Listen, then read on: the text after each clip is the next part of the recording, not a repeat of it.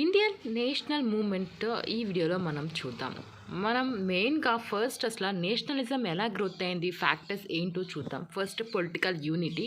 So first time అంటే ఇప్పుడు ఇండియాలో ఉన్న అన్ని రీజియన్స్ కూడా పొలిటికల్గా అడ్మినిస్ట్రేటివ్గా యునైట్ అయ్యాయి అనమాట. అంటే సింగిల్ పవర్లు అంటే బ్రిటిష్ రూల్ అనేది చేస్తుంది కదా. So most of the regions ఇండియాలో అయితే పొలిటికల్లీ ఇంకా అడ్మినిస్ట్రేటివ్గా యూనైట్ అయ్యారు. అండ్ అలాగే దీనివల్ల ఒక uniform system of law and government అనేది ఇంట్రడ్యూస్ అయింది.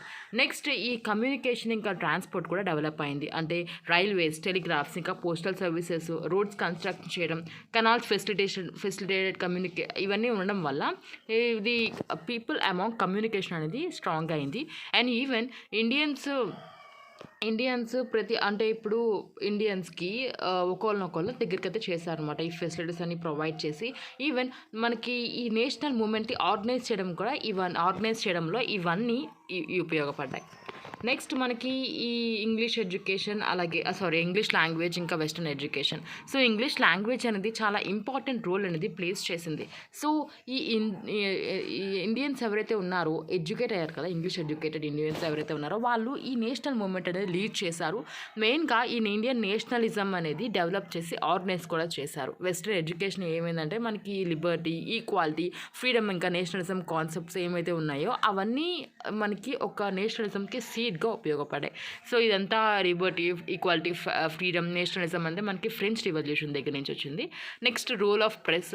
సో ఇండియన్ ప్రెస్ ఇంకా మనకి ఇంగ్లీష్లో ఇంకా ఈవెన్ వెర్నాక్యులర్ లాంగ్వేజ్లో కూడా ఉండడం వల్ల మనకి నేషనల్ కన్సిస్టెన్సీ అయిందనమాట. నెక్స్ట్ అలాగే సోషల్ ఇంకా religious movements in the 19th century. So మనం ఇంతకుముందు వీటిలో నేర్చుకున్నాం Ramakrishna Mission, Arya Samaj, Theosophical Society. So ఇవన్నీ కూడా మనకి ఈ లీడర్స్ ఎవరైతే ఉన్నారో ఈ ఆర్గనైజేషన్కి సంబంధించిన వీళ్ళందరూ కూడా ఒక మదర్ ల్యాండ్ ప్రైడ్ని అయితే ఫీలింగ్ అనేది జనరేట్ చేశారు. Next economic exploitation. సో ఇప్పుడు యాంటీ బ్రిటిష్ ఫీలింగ్ అనేది క్రియేట్ అయిపోయింది. మెయిన్గా ఏంటంటే ఎకనామిక్ పాలసీస్ ఈ బ్రిటిష్ గవర్నమెంట్ ఏమైతే ఇంట్రడ్యూస్ చేసిందో, అండ్ అలాగే ఇండియన్ ట్రేడ్ని ఇంకా నేటివ్ ఇండస్ట్రీని డిస్ట్రాయ్ చేసింది ఇంగ్లీష్. అండ్ అలాగే ఎకనామిక్ ఎక్స్ప్లాయిటేషన్స్ అనేవి బ్రిటిష్ వాళ్ళు చేస్తున్నారు. ఒక మెయిన్ ఇంపార్టెంట్ కాజ్ అని చెప్పుకోవచ్చు ఇండియన్ నేషనలిజం రైజ్ అవడానికి. Next racial discrimination. ఈ రివాల్ట్ ఆఫ్ 1857 అనేది మనకి ఒక పర్మనెంట్ బిటర్నెస్ ఇంకా సస్పిషియస్ బిట్వీన్ ఇండియన్స్ ఇంకా బ్రిటిష్ అనేది క్రియేట్ చేసింది. సో ఇంగ్లీష్ ఫీలింగ్ ఏమైతే ఉందో, రేషియల్ సుపీరియారిటీ ఏమైతే ఉందో అది గ్రో అయింది. అండ్ అలాగే ఇండియా మెయిన్గా ఏంటంటే ఒక నేషన్స్ ఇంకా ఇండియన్స్ ఇండివిజువల్గా అర్థం చేసుకున్నారు అనమాట. వాళ్ళ ఇన్సల్ట్స్, హ్యూమిలిటేషన్ ఇంకా వాళ్ళ ట్రీట్మెంట్ అనేది చాలా బాగోలేదు. రేషియల్ డిస్క్రిమినేషన్ అనేది ఇంక్రీజ్ అయింది. Next administration of Lytton. So Lytton administration ఏమైతే ఉందో అది చాలా అదైతే సరిగ్గా లేదు. అండ్ ఢిల్లీ దర్బార్ అయితే అరేంజ్ చేశాడు. కానీ ఎప్పుడంటే ఒక లార్జర్ పార్ట్ ఆఫ్ ఇండియా మనకి ఫెమైన్తో స్ట్రగుల్ అవుతున్నప్పుడు వీళ్ళు లార్డ్ లిటన్ టైంలో ఢిల్లీ దర్బార్ అయితే అరేంజ్ చేశారు. అండ్ నెక్స్ట్ చూస్తే వర్నాక్యులర్ ప్రెస్ యాక్ట్ పాస్ చేశాడు. సో అది ఇండియన్ ప్రెస్కి లిబర్టీ అనేది కర్బ్ చేసింది. Next arms act. సో ఇవన్నీ కూడా మెయిన్గా ఏంటంటే ఈ ఆర్మ్స్ యాక్ట్, వర్నాక్యులర్ యాక్ట్ ఇవన్నీ చాలా నచ్చలేదు. అంటే వర్నాక్యులర్ యాక్ట్ ఏంటంటే ఇప్పుడు బ్రిటిష్ అగెనెస్ట్గా వర్నాక్యులర్ లాంగ్వేజ్లో చేయకూడదు. అలాగే ఆర్మ్స్ యాక్ట్లో అయితే ఏ ఇండియన్స్ కూడా ఆర్మ్స్ అనేవి క్యారీ చేయకూడదు. అలా కొన్ని రిస్ట్రిక్షన్స్ అనేది మెయింటైన్ చేశారనమాట. ఈ మెజర్స్ ఏమైతే ఉన్నాయో ఒక వైడ్ స్ప్రెడ్ డిస్కంటెంట్ అనేది అమాంగ్ ఇండియన్స్ క్రియేట్ అయింది. Next Ilbert controversy. సో ఇది ఇల్బర్ట్ బిల్ అనేది సెంట్రల్ లెజిస్లేటివ్లో లార్డ్ రిప్పన్ టైంలో అయితే ఇంట్రడ్యూస్ చేశారు. సో ఈ బిల్ ఏంటంటే ఈ రేషియల్ ఇన్ఈక్వాలిటీ ఏమైతే ఉందో బిట్వీన్ ఇండియన్ ఇంకా యూరోపియన్ అవి రిమూవ్ చేయడానికి. కానీ బ్రిటిష్ రెసిడెంట్స్ ఇండియాలో ఉన్న వాళ్ళందరూ అపోజ్ చేయడం వల్ల ఈ బిల్ అనేది మాడిఫై కూడా చేశారు. సో ఇలాంటి వేరియస్ ఫ్యాక్టర్స్ ఉండడం వల్ల రైజ్ ఆఫ్ నేషనలిజం అనేది జరిగింది. అండ్ అలాగే ఇండియన్ నేషనల్ కాంగ్రెస్ కూడా ఫామ్ అయింది. మనం ఇండియన్ నేషనల్ కాంగ్రెస్ కాకుండా అంటే ఇంతకుముందు ఐఎన్సీ కాకుండా అంతకుముందు కూడా కొన్ని ఎర్లీ పొలిటికల్ అసోసియేషన్స్ ఉన్నాయి.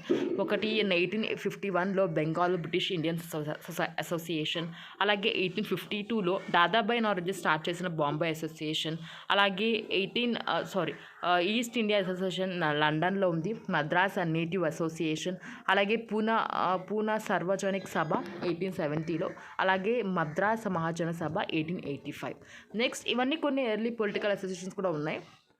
1885లో అయితే ఐఎన్సి ఇండియన్ నేషనల్ కాంగ్రెస్ అనేది స్టార్ట్ చేశారు. సో 11 అక్టోవియన్ హ్యూమ్, ఈయన ఏవో హ్యూమ్ అని పిలుస్తాం. ఈయన ఒక retired civil servant British Indian గవర్నమెంట్లో. సో ఈయన ఒక ఇనిషియేటివ్ అనేది తీసుకున్నారు, మెయిన్గా ఒక ఆల్ ఇండియా ఆర్గనైజేషన్ని పెడతామని.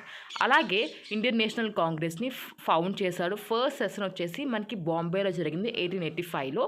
దాంట్లో first president WC Banerjee. 70 delegates అయితే అటెండ్ అయ్యారు. సో వీళ్ళు అటెండ్ అయిన వాళ్ళ ప్రతి ఒక్కళ్ళు కూడా డిఫరెంట్ రిలీజియన్స్కి, ఫేత్కి సంబంధించిన వాళ్ళు. అండ్ అలాగే వాళ్ళు ఇండియన్ ఇర్రెస్పెక్టివ్ అంటే ఆఫ్ దేర్ రిలీజియన్, అలాగే క్యాస్ట్, లాంగ్వేజ్, రీజియన్స్ ప్రాబ్లమ్స్ ఏమైతే ఉన్నాయో అవన్నీ డిస్కస్ చేశారు. అండ్ అలాగే ఇండియన్ నేషనల్ కాంగ్రెస్ అనేది స్టార్ట్ అయింది ఒక సెక్యులర్ మూమెంట్గా. నెక్స్ట్ సెకండ్ సెషన్ అనేది 1886లో జరిగింది కల్కత్తాలో.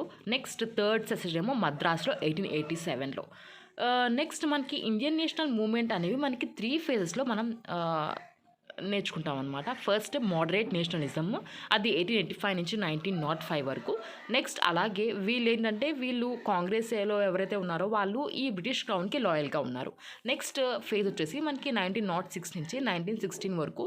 ఇక్కడ మనకి swadeshi movement, rise of militant nationalism, అలాగే హోమ్ రూల్ మూమెంట్ అనేది జరుగుతాయి. నెక్స్ట్ అలాగే 1970 నుంచి 47 వరకు ఇది గాంధీయన్ ఎరా. సో ఇలా 3 ఫేజెస్తో మనం చదువుకుంటాం. First phase moderate nationalism. So leading figures వచ్చేసి ఫస్ట్ ఫేజ్ ఆఫ్ నేషనల్ మూమెంట్లో ఏవో Hume, WC Banerjee, Surendranath Banerjee, Dadabhai Naoroji, Pherozeshah Mehta, Gopal Krishna Gokhale, Pandit Madan Mohan Malaviya, Badruddin Tyabji, justice Ranade and G Subramania Iyer. So వీళ్ళైతే ఫస్ట్ ఫేజ్లో ఎక్కువ మోడరేట్ నేషనలిజంని సపోర్ట్ చేశారు. సో సురేంద్ర బెనర్జీని మనం ఇండియన్ బుర్కే అని కూడా పిలుస్తాం. ఈయన పార్టీషన్ ఆఫ్ బెంగాల్ని ఫర్మ్లీ అపోజ్ చేశారు. అండ్ అలాగే ఇండియన్ అసోసియేషన్ని ఫామ్ చేశారనమాట. అండ్ అలాగే ఈయన ఇండియన్ నేషనల్ కాన్ఫరెన్స్ ఏమైతే ఉందో దాన్ని ఇండియన్ నేషనల్ కాంగ్రెస్ని మర్జ్ చేయడానికి కన్వెన్స్ చేశారు 1886లో. అండ్ అలాగే నెక్స్ట్ జి సుబ్రహ్మణ్యం అయ్యార్, ఈయన నేషనలిజంని మద్రాస్ మహాజన సభ ద్వారా అయితే ప్రీచ్ చేశారు. అండ్ అలాగే ఈయన హిందూ ఇంకా స్వదేశ మిత్రాన్ని ఫౌండ్ చేశారు. నెక్స్ట్ దాదాబాయి నౌరోజీ, ఈయన grand old man of India, ఈయన India's unofficial ambassador in England, ఈయన first Indian to become the member of the British House of the Commons. Next Gopal Krishna Gokhale, ఈయన పొలిటికల్ గురు ఆఫ్ గాంధీజీ, ఈయన సర్వెంట్స్ ఆఫ్ ఇండియన్ సొసైటీని found చేశారు. మెయిన్గా ఇండియన్స్ని to train Indians to dedicate their lives to the cause of the country. కొన్ని years వరకు కాంగ్రెస్ ఈ patronage of British administrators enjoy చేసింది. బిట్వీన్ 1885 నుంచి ఇంకా 1905 వరకు కాంగ్రెస్ లీడర్స్ మోడరేట్స్ అని పిలుస్తారు. మోడరేట్స్కి ఏంటంటే బ్రిటిష్ జస్టిస్ మీద, అలాగే గుడ్ విల్ మీద ఫెయిత్ అనేది ఉంది. వీళ్ళని మోడరేట్స్ అని ఎందుకు పిలుస్తారంటే వీళ్ళు ఏ మెథడ్ని అడాప్ట్ చేసుకున్నారంటే పీస్ఫుల్, అలాగే కాన్స్టిట్యూషనల్ మీన్స్ అనేవి అడాప్ట్ చేసుకున్నారు. సో దానివల్ల వాళ్ళ డిమాండ్స్ అనేవి అచీవ్ చేసుకుంటానికి. సో మెయిన్ డిమాండ్స్ ఏంటంటే మోడరేట్స్కి మెయిన్గా ఈ లెజిస్లేటివ్ కౌన్సిల్స్ ఎక్స్పాన్షన్ ఇంకా రిఫార్మ్స్ కోసం, అలాగే greater opportunities for Indians in higher post, అంటే ఇప్పుడు ఐసీఎస్ ఎగ్జామినేషన్ హోల్డ్ చేసుకునే సైమల్టేనియస్గా ఇన్ ఇంగ్లాండ్ అలాగే ఇండియాలో. నెక్స్ట్ అలాగే separation of the judiciary from the executive, local బాడీస్కి మోర్ పవర్ ఉండాలని, అండ్ అలాగే ఈ ల్యాండ్ రెవెన్యూ రిడక్షన్, అలాగే peasants from the injustice land adjust production, అవన్నీ ప్రొడక్షన్ అయితే చేయాలని, సాల్ట్ ట్యాక్స్ని అబాలిష్ చేయాలి, అలాగే షుగర్ డ్యూటీని కూడా అబాలిష్ చేయాలి. ఈ ఆర్మీ మీద స్పెండ్ చేసే మనీ కూడా రిడక్షన్ చేయాలి. అండ్ అలాగే freedom of speech and expression ఉండాలి, అలాగే ఫ్రీడమ్ ఉండాలి టు ఫార్మ్ అసోసియేషన్స్. వీళ్ళ main demands. So moderates methods ఏంటంటే మెయిన్గా వీళ్ళు బ్రిటిష్ మీద, అంటే బ్రిటిష్ సెన్స్ ఆఫ్ జస్టిస్ మీద, అలాగే ఫెయిర్ ప్లే మీద వాళ్ళు ఫుల్ ఫెయిత్ అనేది ఉంచేవాళ్ళు. అండ్ అలాగే మోడరేట్స్ బ్రిటిష్కి లాయల్గా ఉండేవాళ్ళు. వాళ్ళు ఇంగ్లాండ్ని ఒక ఇన్స్పిరేషన్గా, గైడెన్స్గా చూసేవాళ్ళు.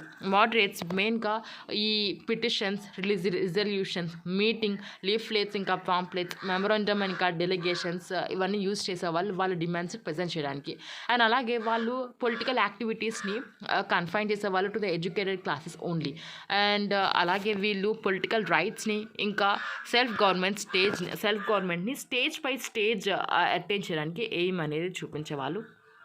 అండ్ నెక్స్ట్ బిగినింగ్లో చూసుకుంటే బ్రిటిష్ గవర్నమెంట్ ఈ బర్త్ ఆఫ్ నేషనల్ కాంగ్రెస్ని వెల్కమ్ చేసింది. 1886 governor general Lord Dufferin tea party కూడా ఇచ్చారనమాట కాంగ్రెస్ మెంబర్స్కి కల్కత్తాలో. సో అండ్ అలాగే కాంగ్రెస్ డిమాండ్స్ ఇంక్రీజ్ అవ్వడం వల్ల గవర్నమెంట్ కూడా వాళ్ళతో అన్‌ఫ్రెండ్లీతో ఉంది. స్టార్టింగ్‌లో బానే ఉంది. సో వీళ్ళ డిమాండ్స్ అనేవి ఇంక్రీజ్ అవ్వడం వల్ల దూరం అయితే పెట్టింది. అండ్ ముస్లిమ్స్ అయితే ఎంకరేజ్ చేసింది. సో ఈ కాంగ్రెస్ వాళ్ళ డిమాండ్ మేరకు కూడా British expansion of legislative council చేసింది by the Indian council act 1892లో. నెక్స్ట్ ఈ మోడరేట్స్ అచీవ్‌మెంట్స్ ఏంటంటే ఫస్ట్ పీపుల్‌లో ఒక వైడ్ నేషనల్ అవేకెనింగ్ అనేది క్రియేట్ చేసింది మోడరేట్స్ వాళ్ళు. అండ్ అలాగే ఈ ఐడియాస్ ఏమైతుందో లైక్ డెమోక్రసీ, సివిల్ లిబర్టీస్, ఇంకా రిప్రజెంటేటివ్ ఇన్స్టిట్యూషన్స్ ఏమైతే ఉన్నాయో ఐడియాస్ అన్ని పాపులరైజ్ అయ్యాయి. అండ్ బ్రిటిష్ ఎక్స్‌ప్లాయిటేషన్ ఎలా చేస్తున్నారు ఇండియన్స్‌ని ఎక్స్‌ప్లెయిన్ చేశారు. పర్టిక్యులర్‌గా చెప్పాలంటే దాదాపు నౌరోజీ ఈయన ఫేమస్ బుక్ రాశారు 'poverty and British rule in India'. So ఇక్కడ ఈయన ట్రైన్ థియరీ అయితే రాశారనమాట. సో ఏంటంటే ఇప్పుడు ఇండియాస్ వెల్త్ ఎలా ఇంగ్లాండ్‌కి వెళ్తుంది అని చెప్పి దాని మెయిన్ కాన్సెప్ట్స్ అన్నీ ఎలా వెళ్తున్నాయి, మనీ అనేది ఎలా డ్రైన్ ఆఫ్ వెల్త్ అవుతున్నాయి అని చెప్పి ఇక్కడ బుక్లో మెన్షన్ చేశారు. అంటే శాలరీస్ కానీ, సేవింగ్స్ కానీ, పెన్షన్స్, అలాగే బ్రిటిష్ ట్రూప్స్కి పేమెంట్స్ ఇండియాలో, నెక్స్ట్ అలాగే ఈ బ్రిటిష్ కంపెనీస్ ప్రాఫిట్స్ అన్నీ అయితే మెన్షన్ చేశారు. ఇన్ఫ్యాక్ట్ బ్రిటిష్ గవర్నమెంట్ ఏంటంటే ఇప్పుడు force to employ Welby commission with Dadabhai as a first Indian as its member to enquire in its matter. So British ఈ వెల్బీ కమిషన్ అనేది అపాయింట్ చేశారు. అండ్ అలాగే అక్కడ first Indian as it member Dadabhai. So ఈ మ్యాటర్ని enquire చేయడానికి next some moderates like Ranade కానీ, గోఖలే వీళ్ళందరూ సోషల్ రిఫార్మ్స్ చేశారు. అలాగే చైల్డ్ మ్యారేజెస్ ఏమైతే ఉన్నాయో అది, అలాగే విడోహుడ్ అగైనెస్ట్ ప్రొటెస్ట్ చేశారు. మోడరేట్స్ ఏంటంటే ఇప్పుడు వాళ్ళ సక్సెస్ చెప్పాలంటే ఇప్పుడు వాళ్ళ మెయిన్గా ఈ లెజిస్లేటివ్ కౌన్సిల్ ఎక్స్పాన్షన్ ఏమైతే ఉందో ఇండియన్ కౌన్సిల్ యాక్ట్ 1892లో దాంట్లో అయితే వాళ్ళు సక్సెస్ అయ్యారు. సో వీళ్ళ గురించి మోడరేట్స్. నెక్స్ట్ మనం ఈ సెకండ్ ఫేజ్ గురించి చూద్దాం. 1905 నుంచి 1916 వరకు ఇండియన్ నేషనల్ మూవ్మెంట్ ఎలా ఉందో. సో 1905 అనేది మనం ఎరా ఆఫ్ ఎక్స్ట్రీమిజం అని చెప్పొచ్చు in the Indian national movement. So extremist అంటే ఆర్ అగ్రెసివ్ నేషనలిస్ట్ అని కూడా పిలుస్తారు వీళ్ళను. వీళ్ళు అంటే ఒక బోల్డ్ మెథడ్ అనేది తీసుకున్నారు వాళ్ళ సక్సెస్ అని అచీవ్ చేయడానికి. ఎక్స్ట్రీమిస్ట్ లీడర్స్ చూసుకుంటే లాలా లజపత్ రాయ్, ఇంకా బాల్ గంగాధర్ తిలక్, ఇంకా బిపిన్ చంద్రపాల్, అరబిందో ఘోష్. సో వీళ్ళందరూ ఎక్స్ట్రీమిస్ట్ అనమాట. సో ఇట్లా మెయిన్గా ఈ ఎక్స్ట్రీమిస్ట్ రైజ్ అవ్వడానికి కాజ్ చూద్దాం. ఈ మోడరేట్స్ ఎవరైతే ఉన్నారో వాళ్ళు ఇది ఫెయిల్ అయ్యారనమాట to win any notable success other than expansion of the legislative councils by the Indian council act. So moderates ఎవరైతే ఉన్నారో మనం ఇంతకుముందు తెలుసుకున్నారు వాళ్ళందరూ ఏంటంటే వాళ్ళు ఓన్లీ ఈ లెజిస్లేటివ్ కౌన్సిల్ ఎక్స్పాన్షన్లో మాత్రమే సక్సెస్ అయ్యారు, ఇంకా దేంట్లో కూడా సక్సెస్ అవ్వలేదు. అండ్ అలాగే ఈ ఫెమైన్ ఇంకా ప్లేగ్ అనేది జరిగింది 1896 to 97. సో మెయిన్గా హోల్ కంట్రీ అనేది ఎఫెక్ట్ అయింది అండ్ మాసెస్ కూడా చాలా సఫర్ అవుతున్నారు. అండ్ నెక్స్ట్ ఎకనామిక్ కండిషన్స్ ఏమైతే ఉన్నాయో అవి చాలా వర్స్గా తయారవుతున్నాయి. అండ్ అలాగే ఈ ఇండియన్స్ ఇన్ సౌత్ ఆఫ్రికా అంటే సౌత్ ఆఫ్రికాలో ఇండియన్స్ని కలర్ బేస్ చేసుకుని వాళ్ళని ట్రీట్మెంట్ అయితే చేస్తున్నారు. అండ్ అలాగే జపానీస్ వార్ అయితే జరిగింది 1904 నుంచి 5 వరకు. దాంట్లో ఏంటంటే రష్యా చాలా పెద్ద కంట్రీ, జపాన్ అనేది చాలా చిన్న కంట్రీ. కానీ జపాన్ ఏంటంటే రష్యాని ఏవైతే ఉందో ఆ రష్యాని డిఫీట్ చేసింది. సో దానివల్ల ఏంటంటే ఇండియాస్కి కూడా ఎంకరేజ్మెంట్ అయితే ఉందన్నమాట. సో ఇప్పుడు మనం యూరోపియన్ నేషన్తో అగైనెస్ట్ బ్రిటన్తో ఫైట్ చేయొచ్చు అని ఒక ఎంకరేజ్మెంట్ అనేది ఇండియన్స్ అమాంగ్ అయితే క్రియేట్ అయింది. అండ్ అలాగే మనకి ఇమీడియట్ కాజ్ ఏంటంటే ఈ ఎక్స్ట్రీమిజం రైజ్ అవ్వడానికి ఫస్ట్ ఈ రియాక్షనరీ రూల్ ఏమైతే ఉందో లార్డ్ కర్జన్ దాని మెయిన్ అనమాట. సో ఒక కల్కత్తా కార్పొరేషన్ యాక్ట్ అనేది పాస్ చేశాడు. ఇక్కడ ఏంటంటే దీనివల్ల ఇండియన్ కంట్రోల్ అనేది లోకల్ బాడీస్లో రెడ్యూస్ అయింది. అండ్ అలాగే universities act. So universities act ద్వారా ఏంటంటే ఎలక్టెడ్ మెంబర్స్ ఎవరైతే ఉన్నారో యూనివర్సిటీ బాడీస్లో వాళ్ళని కూడా రెడ్యూస్ చేశారు. అండ్ అలాగే అటానమీ ఆఫ్ ది యూనివర్సిటీస్ని రెడ్యూస్ చేసి అది గవర్నమెంట్ డిపార్ట్మెంట్స్కి అయితే చేశారనమాట. నెక్స్ట్ సెడిషన్ యాక్ట్, అలాగే అఫీషియల్ సీక్రెట్స్ యాక్ట్. సో ఈ యాక్ట్స్ వల్ల మనకి పీపుల్ ఫ్రీడమ్ కూడా రెడ్యూస్ అయింది. అండ్ అలాగే ఇది వర్స్ట్ మెజర్ ఏంటంటే పార్టీషన్ ఆఫ్ బెంగాల్ జరిగింది 1905. సో ఇది అసలు యాక్చువల్లీ ఇమీడియట్ కాజ్ చెప్పొచ్చు. ఈ లార్డ్ కర్జన్ రియాక్షనరీ రూల్ ఏమైతే ఉందో ఈ రైజ్ ఆఫ్ ఎక్స్ట్రీమిజంకి కారణమైంది. సో మెయిన్ ఆబ్జెక్టివ్ ఏంటంటే స్వరాజ్ని అటైన్ చేయడం or complete independence or not just self government. So ఇవి వీళ్ళ main objectives. Next methods of extremist చూద్దాం. సో వీళ్ళకి బ్రిటిష్ సెన్సెస్ ఆఫ్ జస్టిస్ మీద అలాగే ఫేర్ ప్లే మీద ఫెయిత్ అనేది లేదు. అండ్ అలాగే వీళ్ళు మెయిన్గా పాయింట్అవుట్ చేసింది ఏంటంటే ఇది బ్రిటిష్ ఇది ఫోర్స్ఫుల్గా ఇండియా కంట్రోల్ని తీసుకున్నారని అంచారు. అండ్ అలాగే వీళ్ళు పొలిటికల్ రైట్స్ని బిలీవ్ చేశారు. ఒకవేళ political rights will have to fight for అని బిలీవ్ చేశారనమాట. అండ్ అలాగే వాళ్ళు they had spirit in self reliance అలాగే self determination. And methods of extremist చూసుకుంటే వీళ్ళు బ్రిటిష్ గవర్నమెంట్ కోఆపరేట్ చేయకుండా, అంటే ఇప్పుడు గవర్నమెంట్ కోడ్స్ కానీ స్కూల్స్ కాలేజెస్ అవన్నీ బైకాట్ చేశారు. అండ్ అలాగే స్వదేశీ ప్రదర్శనని అలాగే బైకాట్ ఆఫ్ ఫారెన్ గూడ్స్ని ప్రమోట్ చేశారు. అండ్ అలాగే నేషనల్ ఎడ్యుకేషన్ని ప్రమోషన్ అలాగే ఇంట్రడక్షన్ అయితే చేశారు. సో లీడర్ ఆఫ్ ఎక్స్ట్రీమిస్ట్ గురించి చూద్దాం. సో ఫస్ట్ మనకి చాలామంది ఉన్నారు లీడర్స్. బాలగంగాధర్ తిలక్, అలాగే లాలా లజపత్ రాయ్, బిపిన్ చంద్రపాల్, అరవింద్ ఘోష్. సో ఫస్ట్ మనం బాలగంగాధర్ తిలక్ గురించి చూద్దాం. ఈయన ఒక real founder of the British popular anti British movement in India. ఈయన్ని లోకమాన్య అని కూడా పిలుస్తారు. ఈయన బ్రిటిష్ని అటాక్ చేశాడు through his weeklies like Maratha ఇంకా కేసరి. అండ్ అలాగే ఈయన 2 సార్లు కూడా జైలు కూడా వెళ్ళారు by the British for his nationalist activities. And in 1908 deported to Mandalay for 6 years. And అలాగే ఈయన హోమ్ రూల్ లీగ్ని పూణేలో అయితే 1916లో సెటప్ చేశారు. అండ్ అలాగే స్వరాజ్ని డిక్లేర్ చేశారు. Is my birth right and I will have it అని చెప్పి కూడా డిక్లేర్ చేశారు స్టేట్మెంట్ని. నెక్స్ట్ లాలా లజపత్ రాయ్. ఈయన్ని ఫేమస్గా అంటే పాపులర్గా లైన్ ఆఫ్ పంజాబ్ అని పిలుస్తారు. ఇతని మెయిన్ ఇంపార్టెంట్ రోల్ ఏంటంటే స్వదేశీ మూమెంట్లో అయితే చాలా మెయిన్ ఇంపార్టెంట్ రోల్ అనేది ప్లే చేశారు. అండ్ అలాగే ఇండియన్ హోమ్ రూల్ లీగ్ని యూఎస్లో అయితే 1916లో ఫౌండ్ చేశారు. అండ్ అలాగే ఈయన్ని కూడా సెడిషన్ గ్రౌండ్స్లో మండలేక్ అయితే డిపోర్ట్ చేశారు.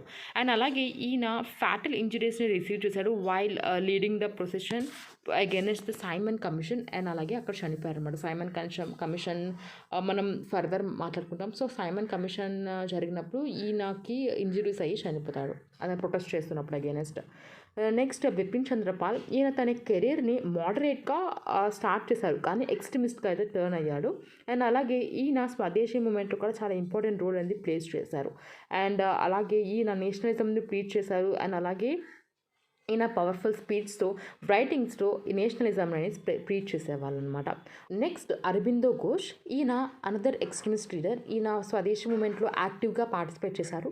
ఈయన్ని దానివల్ల ఈయన్ని జైలు కూడా వేశారు. జైలు నుంచి రిలీజ్ అయ్యి వచ్చిన తర్వాత ఈయన పాండిచ్చేరి ఫ్రెంచ్ టెరిటరీలో సెటిల్ అయ్యి ఈయన ఒక స్పిరిచువల్ యాక్టివిటీస్లో కాన్సన్ట్రేట్ చేశారు.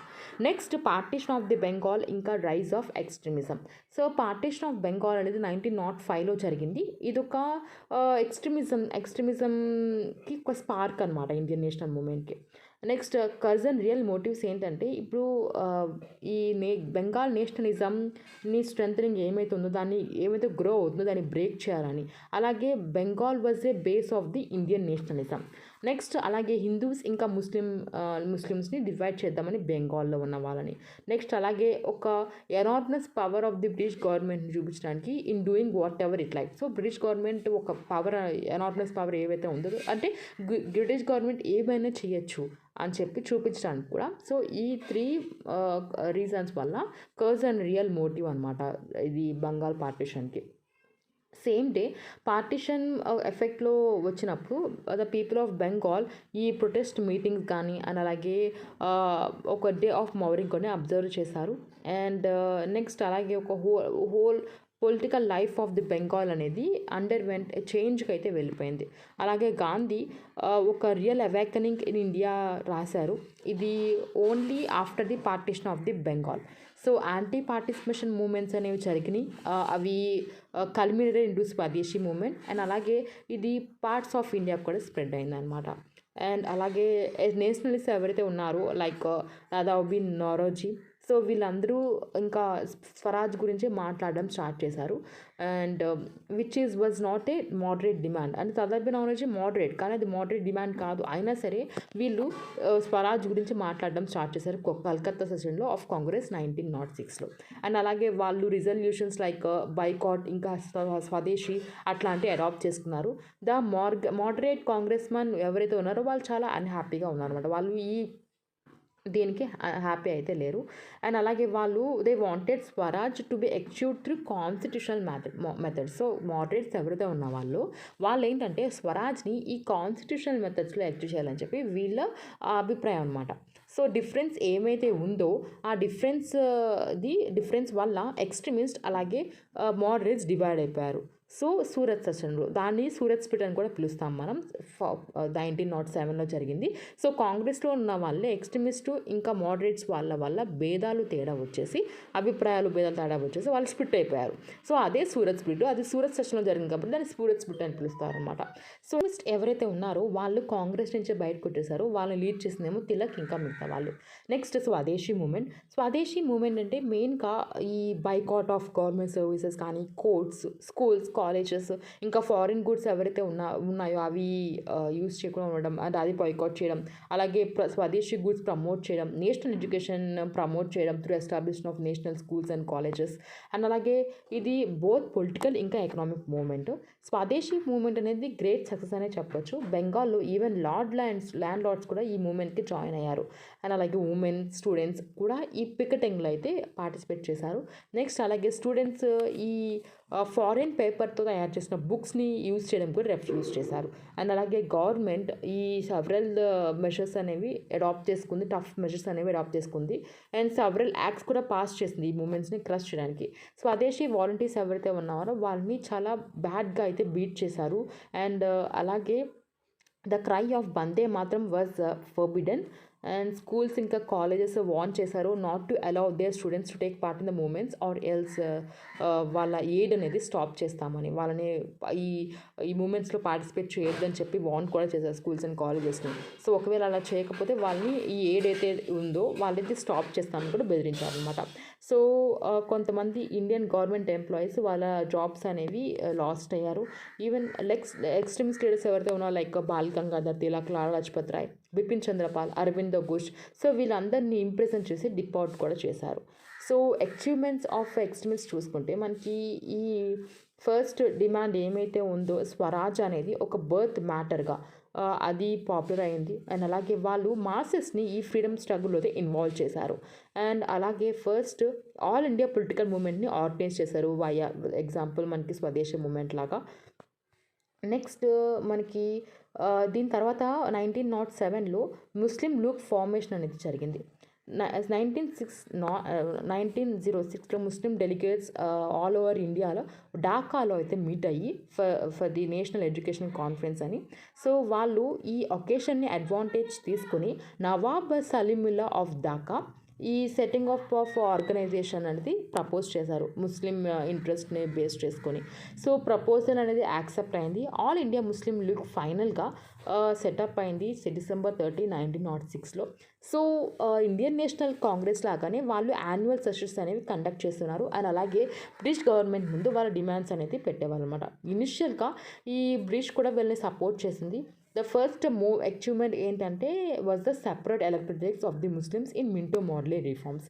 సో వాళ్ళ అచీవ్మెంట్స్ చెప్పాలంటే ఈ separate electorates of Muslims in Minto Morley reforms అని చెప్పొచ్చు. నెక్స్ట్ లక్నో ప్యాక్ట్ 1916లో జరిగింది.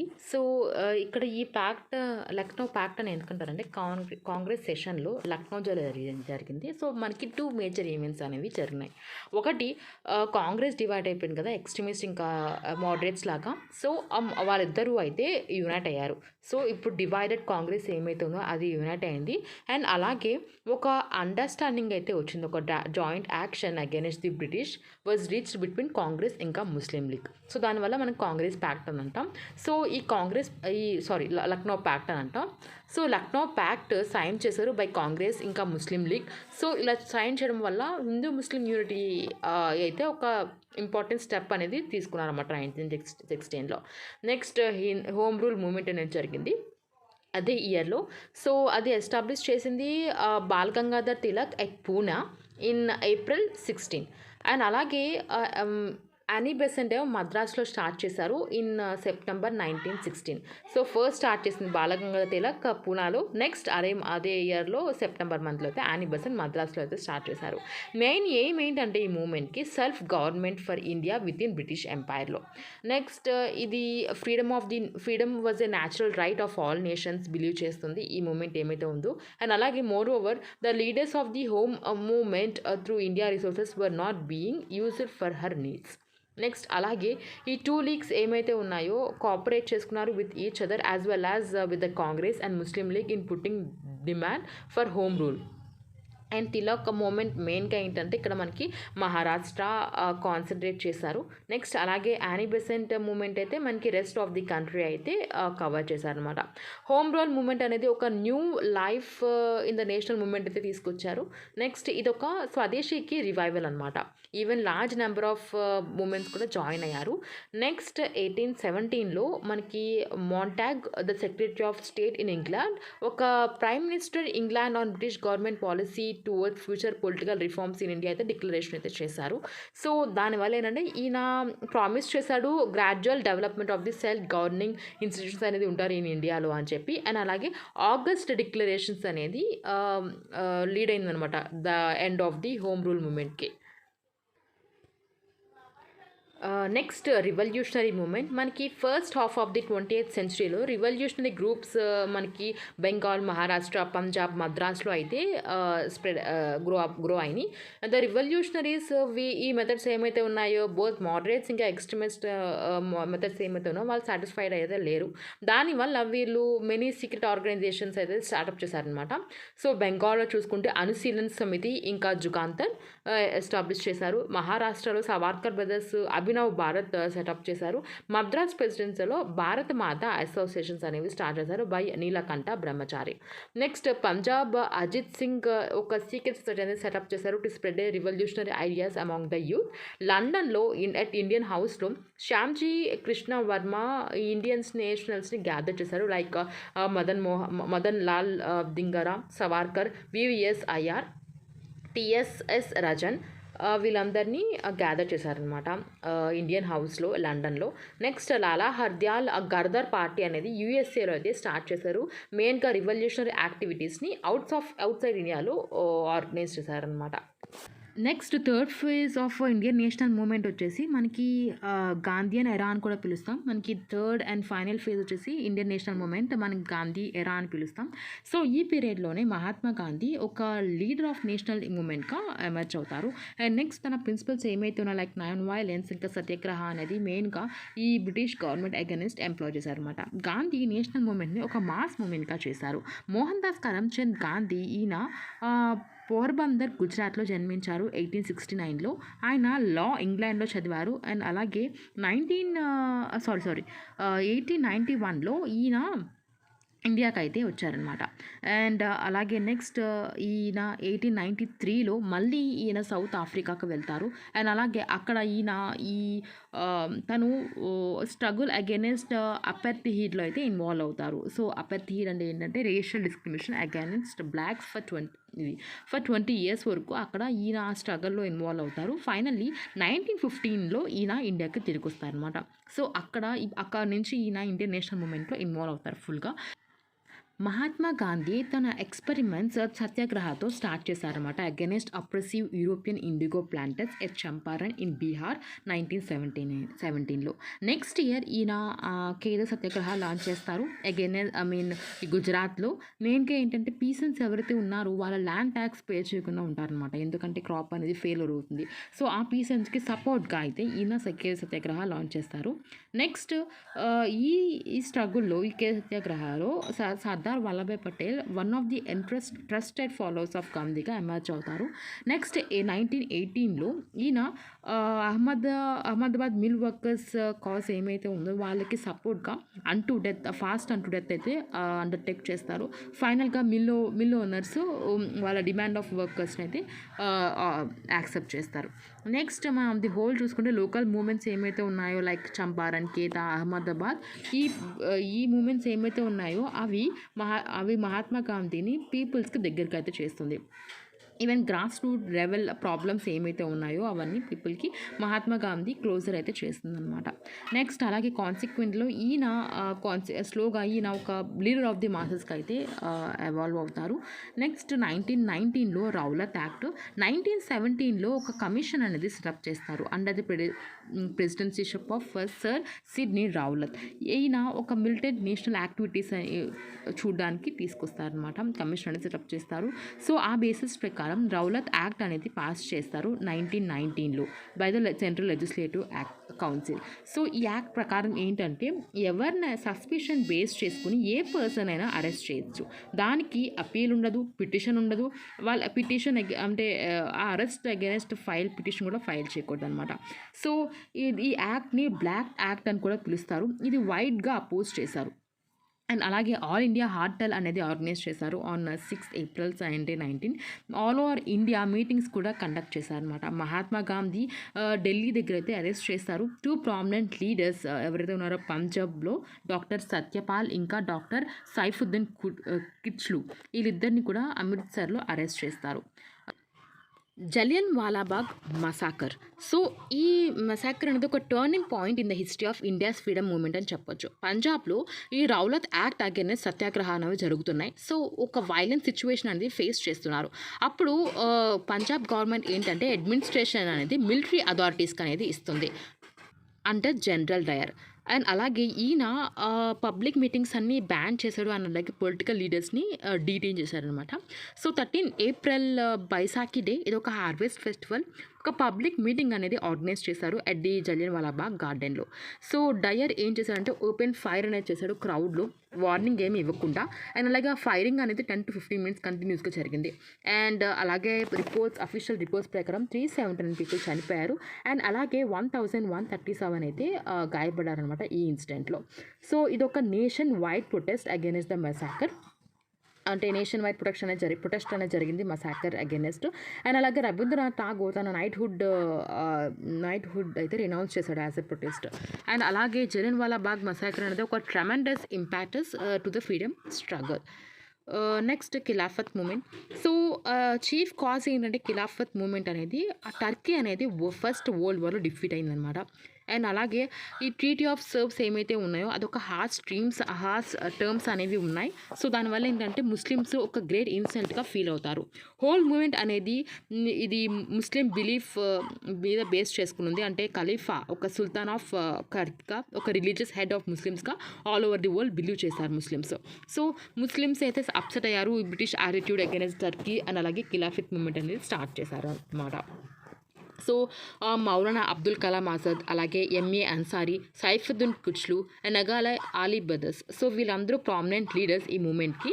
ఖిలాఫత్ కమిటీ అనేది ఫామ్ చేశారు 1919 October 19th.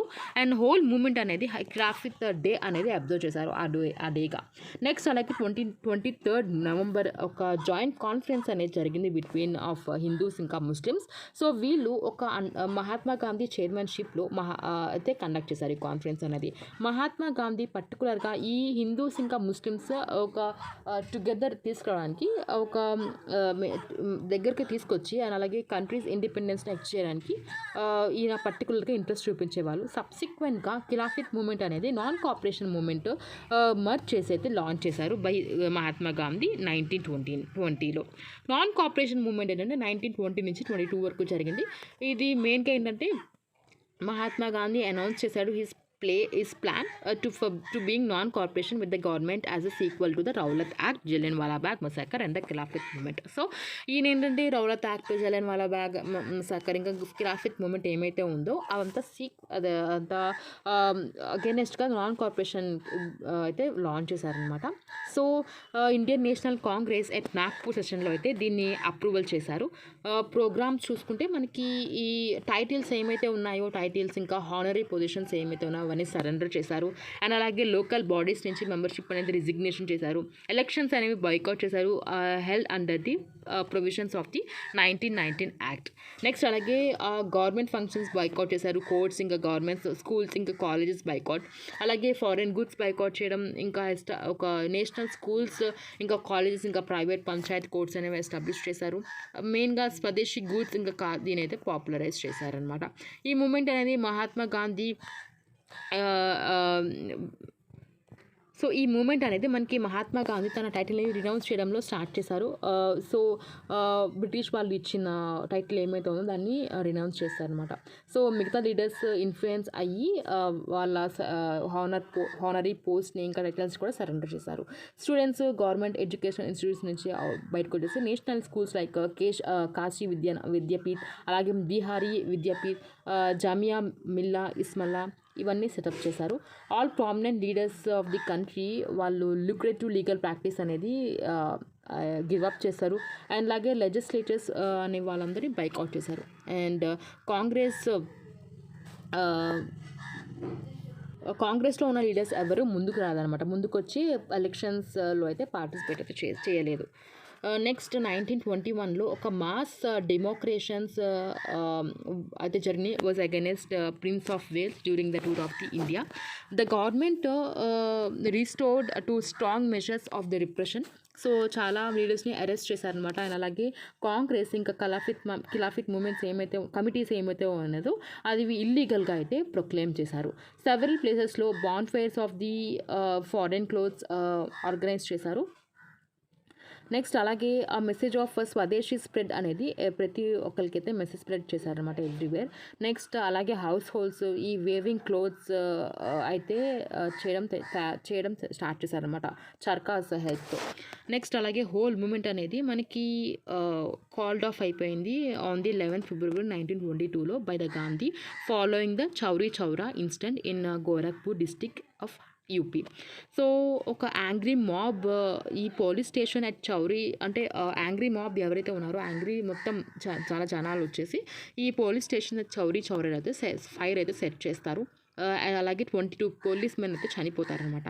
So many top leaders of the country వాళ్ళైతే షాక్ అయిపోయారు. అలాగే సడన్ సప్రెషన్ అయితే జరిగింది non cooperation movement. Mahatma Gandhi 1922 10th March అయితే అరెస్ట్ కూడా చేశారు దానికోసం.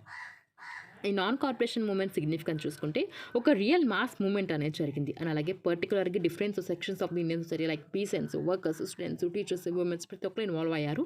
అండ్ అలాగే నేషనలిజం అనేది స్ప్రెడ్ అయింది. అండ్ అలాగే remote corners of the India కూడా నేషనలిజం అనేది స్ప్రెడ్ అయింది. అండ్ అలాగే హిందూ ముస్లిం యూనిటీ అనేది ఒక పీక్ అయితే వెళ్ళినమాట. అండ్ అలాగే as a result of the merger of the Khilafat movement. And అలాగే it demonstrated and the willingness and ability of the masses to endure hardship and make sacrifices. Next Swaraj party. So non cooperation movement అనేది suppression అయింది. దానివల్ల ఏంటంటే కాంగ్రెస్లోనే split అనేది జరిగింది గయా సెషన్లో.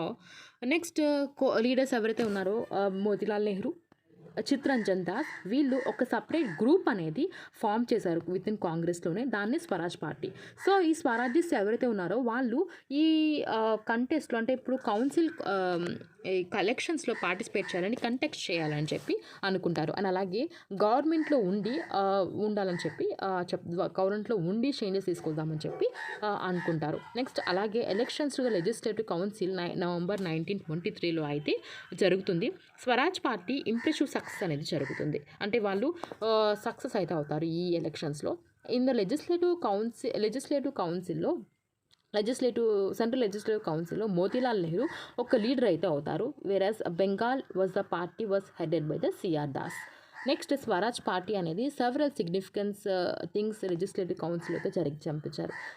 అలాగే responsible government అనేది సెటప్ చేశారు ఇండియాలో with the necessary changes in the government of India act 1919. Next అలాగే పార్టీ అనేది ఒక ఇంపార్టెంట్ రిజల్యూషన్స్ పాస్ చేశారు against the repressive laws of the government.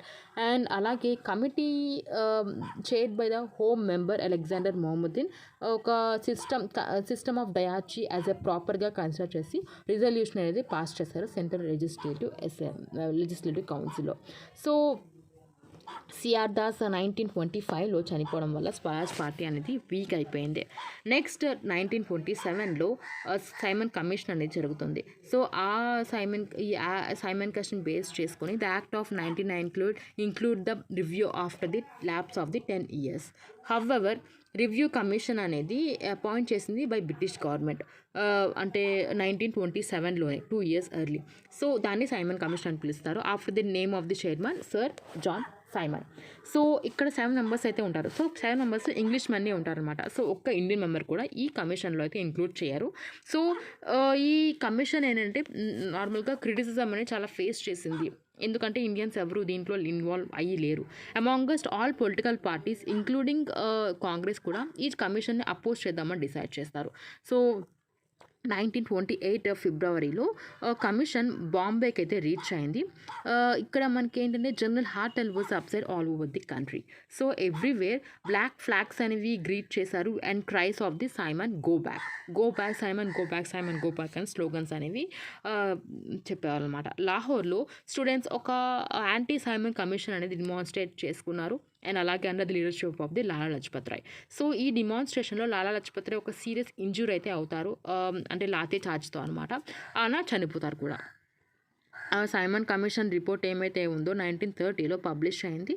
Constitutional experiment with dyarchy కూడా అన్సక్సెస్ఫుల్ అయ్యింది. సో రిపోర్ట్ రికమెండ్ చేసింది autonomous government establishment and అలాగే Simon Commission report అనేది no doubt became the basis of the enacting the government of the 1935. So government act 1935 ఏమైతే ఉందో అది Simon commission recommendations అవి ఈ యాక్ట్లో అయితే పెట్టారనమాట. Next Nehru report 1928. So meanwhile ఏంటంటే secretary of state lord Birkenhead ఇండియన్స్కి ఛాలెంజ్ చేశారనమాట. ఈ కాన్స్టిట్యూషన్ని ప్రొడ్యూస్ చేయాలి that will be acceptable to all, అంటే ఒక కాన్స్టిట్యూషన్ తయారు చేయండి అది ప్రతి ఒక్కరు యాక్సెప్ట్ చేసేలాగా.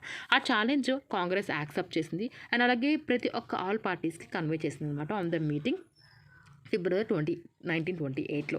ఈ కమిటీ 8 మెంబర్స్ ఉంటారు కమిటీలో అండ్ అలాగే ఒక blue print of the future constitution అనేది సెటప్ చేశారు. ఇది హెడెడ్ బై మోతీలాల్ నెహ్రూ. ఈ రిపోర్ట్ అనేది కమిటీ పబ్లిష్ చేసింది, came to be known as Nehru report. So ఈ రిపోర్ట్ ఏమైతే ఉందో ఈ డొమినెంట్ స్టేటస్ అనేది నెక్స్ట్ ఇమీడియట్ స్టెప్గా అండ్ అలాగే full responsible government at the centre, అలాగే autonomy to the princes, clear cut division of the power between the centre and the provinces, ఇంకా bicameral legislature at the centre అని introduce points అనేవి పెడతారు. So leaders of Muslim league అంటే like Mohammad Ali Jinnah దీన్ని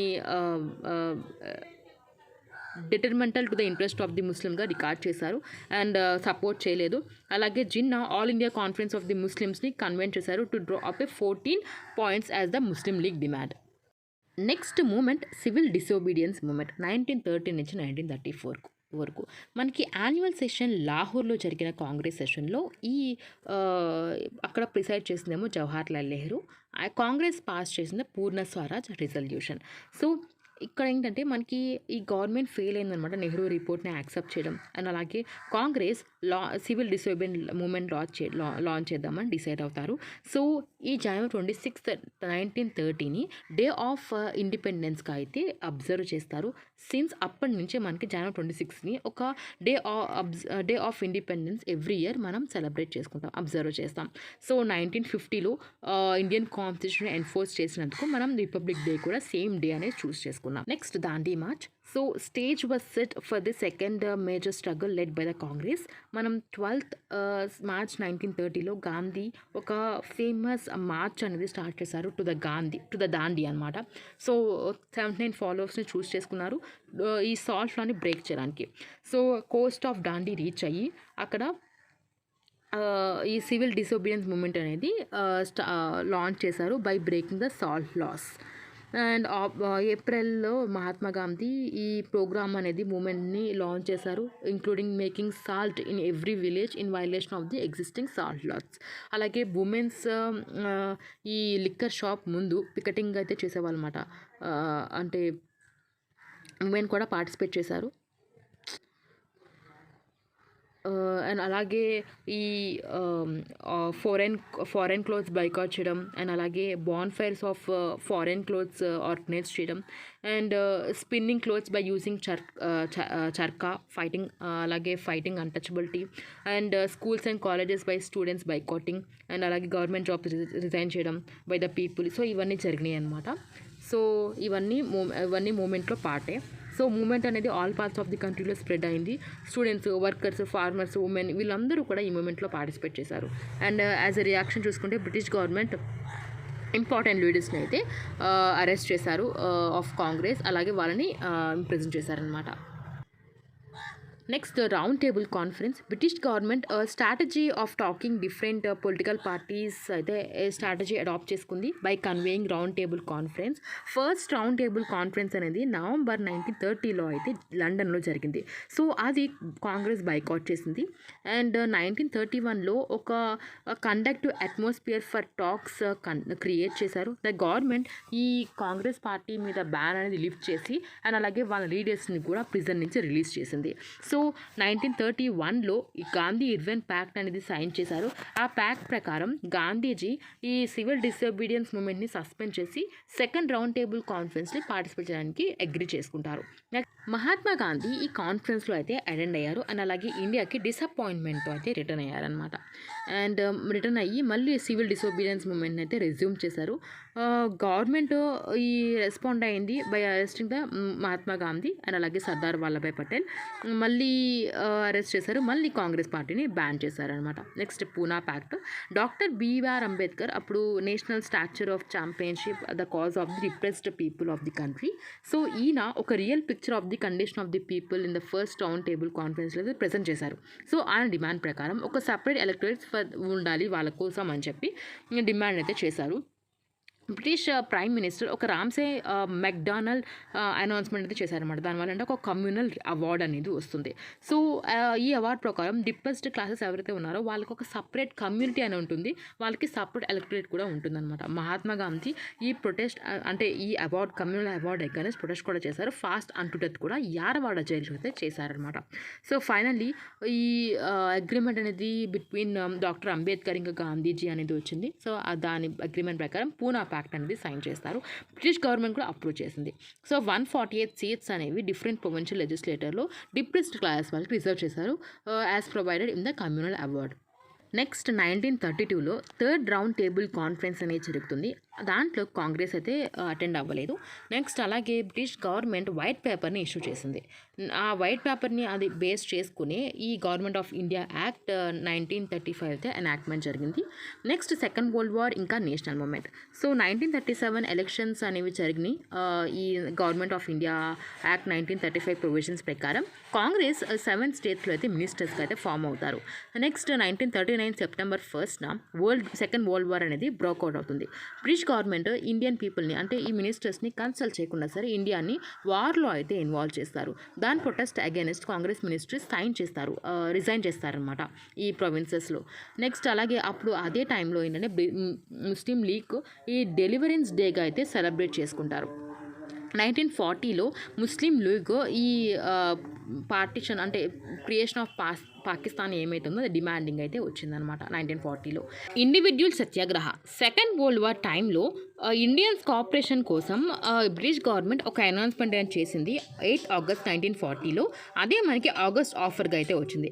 August offer ఏంటంటే ఇప్పుడు war తర్వాత ఒక రిప్రజెంటేటివ్ బాడీని అపాయింట్ చేస్తామని for the Indians to frame the new constitution.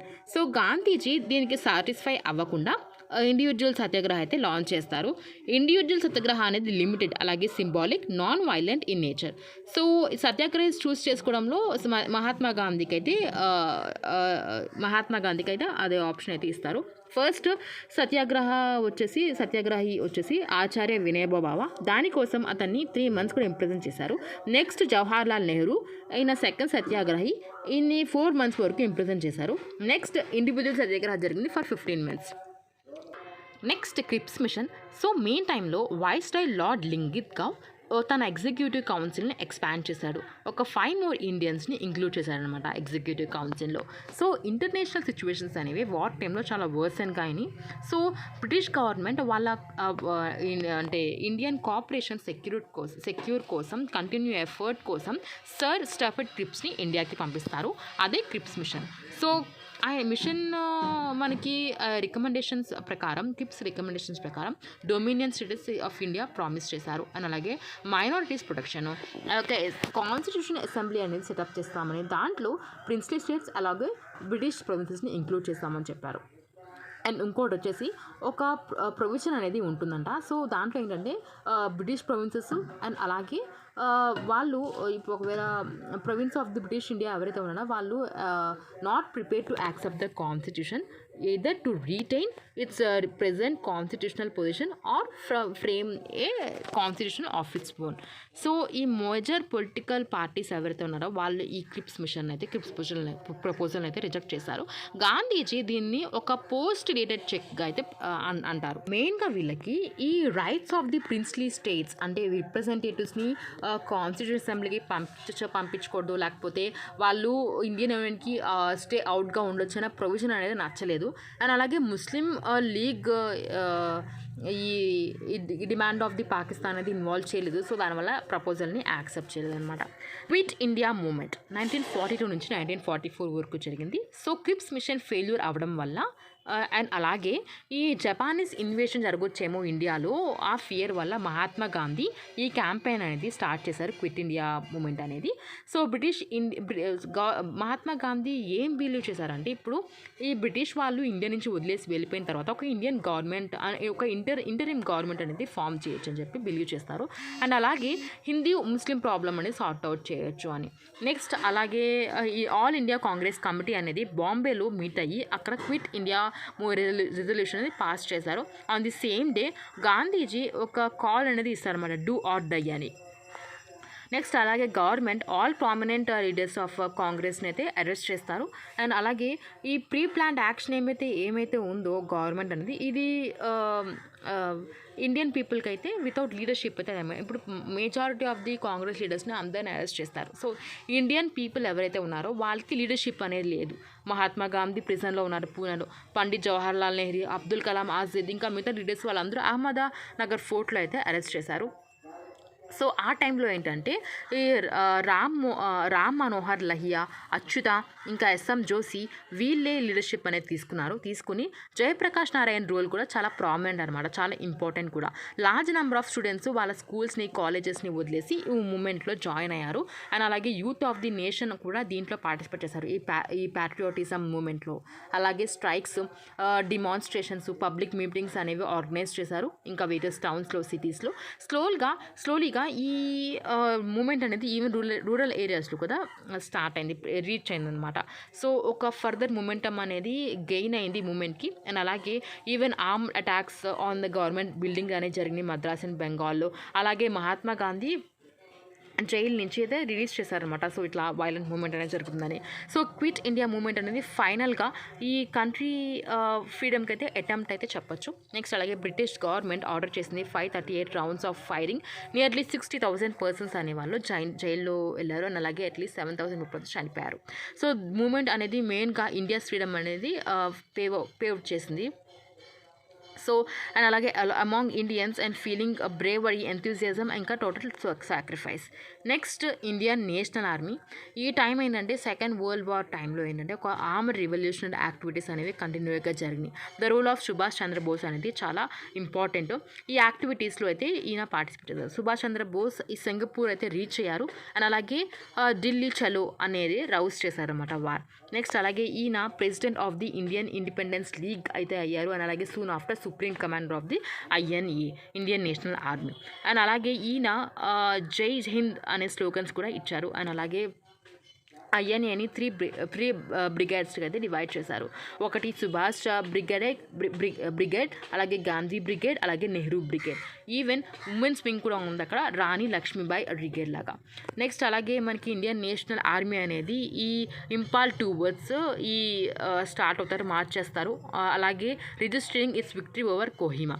So Japan surrender తర్వాత 1945లో సో ఐఎన్ఏ కూడా ఫెయిల్ అయిపోయింది. సో అండర్ కొన్ని సర్కమ్స్టాన్సెస్ వల్ల సుభాష్ తైవాన్ అయితే వెళ్ళిపోతారు. అండ్ అలాగే down on his way to Tokyo, he died on 18th August 1945 in the plane crash. Trial of soldiers ఏంటంటే INA was held in red fort in Delhi. Pandit Jawaharlal Nehru, Bhulabhai Desai, ఇంకా తేజ్ బహదూర్ సప్రు ఈ కేసుని ఫైట్ చేశారు on the behalf of soldiers. Next cabinet mission 1946. Second world war తర్వాత lord Attlee ఈ prime minister అయితే అవుతారనమాట ఇంగ్లాండ్కి. Lord ఎట్లీ ఒక హిస్టారిక్ అనౌన్స్మెంట్ అయితే చేశాడు. Self determination and framing the constitution of the India was considered.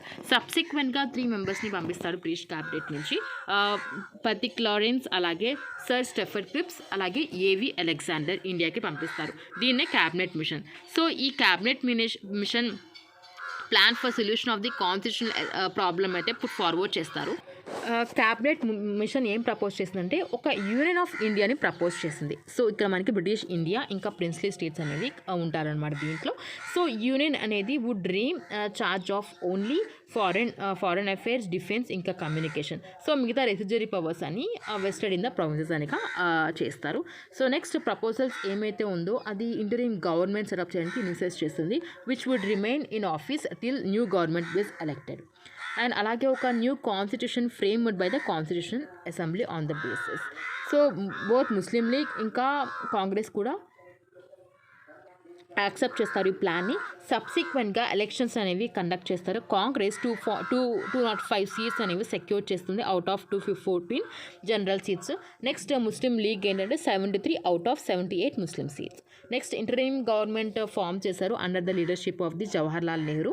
Next Mountbatten plan. So 1947. So 1947 ఫిబ్రవరిలో prime minister Attlee announce చేశారు in the house of కామన్స్లో. So British గవర్నమెంట్ని to transfer the power to the responsible Indian hands. So June 1948 అయితే dead line అయితే పెట్టారు. So దీని తర్వాత అయితే అవ్వకూడదు, దీని ముందే అయితే ఇచ్చేయాలని చెప్తారనమాట. సో దానికోసం లార్డ్ మౌంట్ బ్యాటన్ని కూడా వైస్రాయ్ ఆఫ్ ఇండియాగా అయితే పంపిస్తారు. నెక్స్ట్ లార్డ్ మౌంట్ బ్యాటన్కి చాలా వ్యాస్ట్ పవర్స్ అయితే ఉన్నాయి. అండ్ పార్టిషన్ ఆఫ్ ఇండియా అయితే జరిగింది, అంటే పాకిస్తాన్ అంటే క్రియేట్ అయింది.